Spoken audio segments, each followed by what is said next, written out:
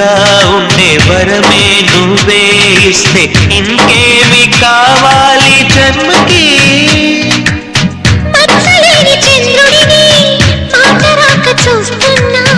వరస కాని బంధుని చొరవ చేసి అంటున్నా ఇంకెప్పుడు ఒంటరినని అనరాదని.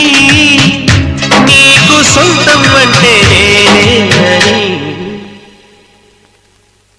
కొమ్మ కొమ్మ విన్నావమ్మ కోయిల వస్తుంది, వస్తూ వస్తూ తనతో వెన్నెల వెలుగులు తెస్తుంది. ఏవమ్మ మరుమల్లి తోరణాలు కడతావా, చిలకమ్మ ఎదురేగి స్వాగతాలు